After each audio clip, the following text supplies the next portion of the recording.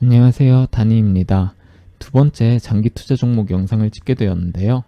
제 장기 투자 포트폴리오에 있는 종목인 대한전선을 선생님들께 소개해드리고자 합니다. 시가총액은 약 2조 1000억 정도고요. 2020년도에 호방그룹에 인수당하면서 유명해진 회사라 대부분 알고 계시리라 생각하지만 제가 장기로 투자하기 좋다고 생각한 관점을 정리하여 영상을 통해 공유드리겠습니다. 코스피 지수가 단기 반등은 나올 수 있지만 크게 봤을 때 아직 코스피 지수 하락이 아직 끝나지 않았다고 생각을 하는 편이라 저도 아직 매수를 들어가지 않은 상태인데요. 언제쯤 매수를 들어갈 생각인지도 말씀드리도록 하겠습니다. 재무 상태는 유보율이 좀 낮은 것 외에는 제조업 치곤 괜찮은 편이라고 생각이 되고요. 주목해야 할 부분은 점점 재무 상태가 호전이 되고 있다는 점입니다.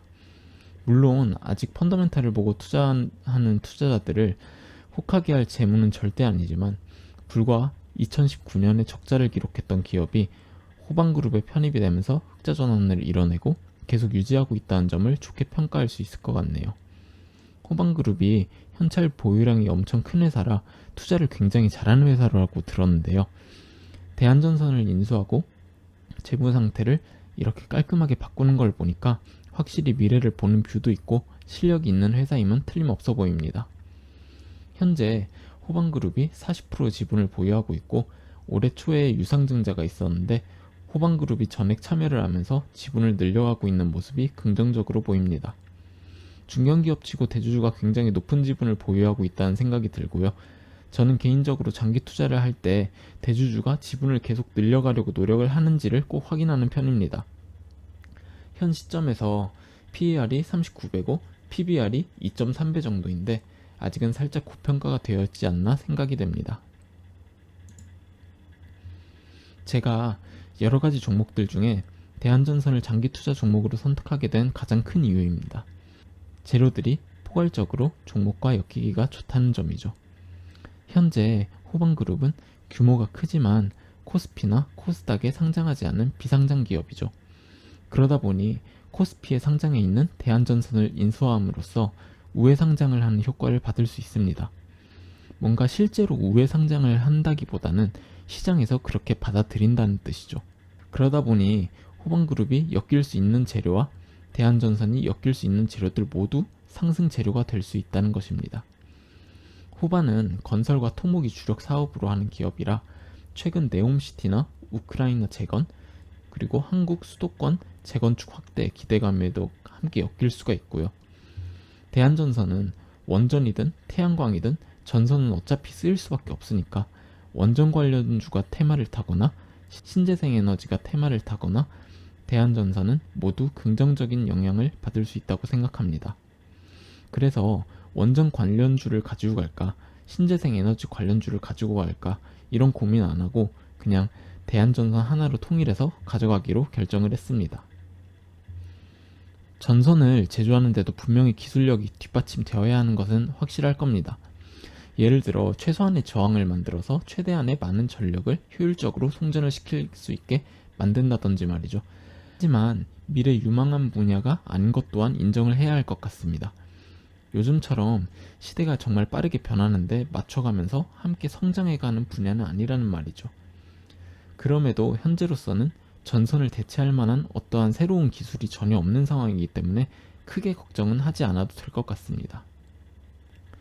먼저 차트를 보기 전에 최대 주주인 호방그룹의 대한전선 주식 평균 단가가 얼마나 될지 한번 계산을 해보겠습니다. 최초 인수 당시 호방그룹은 약 3억 4,260만 주를 2,518억에 인수를 했죠. 그러면 한 주당 735원 정도의 인수를 한 셈이고요.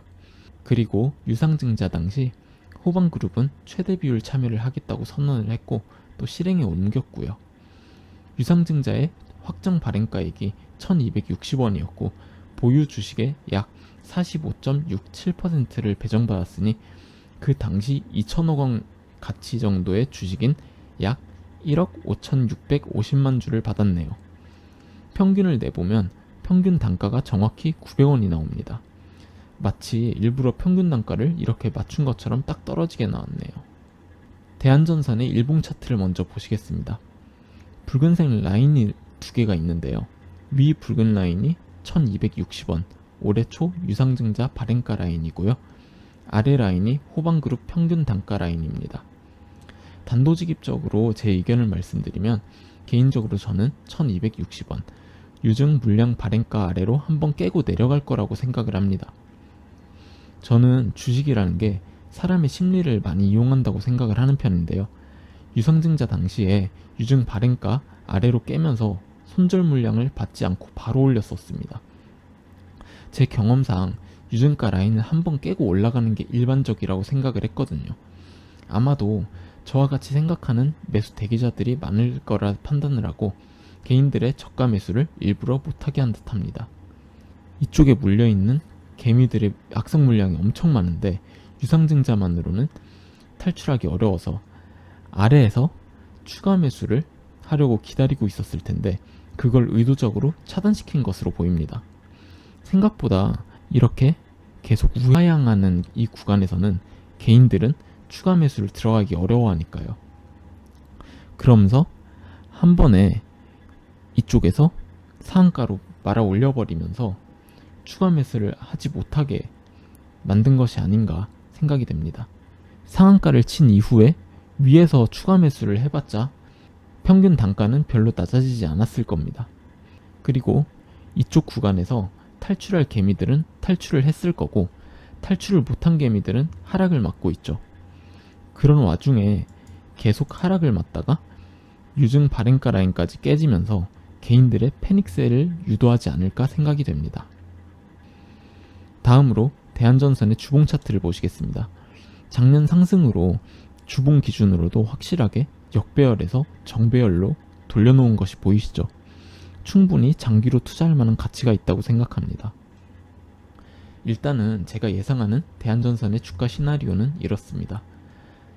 이미 여기서 장기 상승 추세선을 깨고 내려왔고 지금 아래에서 리테스트를 하고 있는데 곧 깨지고 내려오면서 121선에 터치를 할 거라고 생각합니다. 그리고 반등이 나올 거라고 생각을 하고요.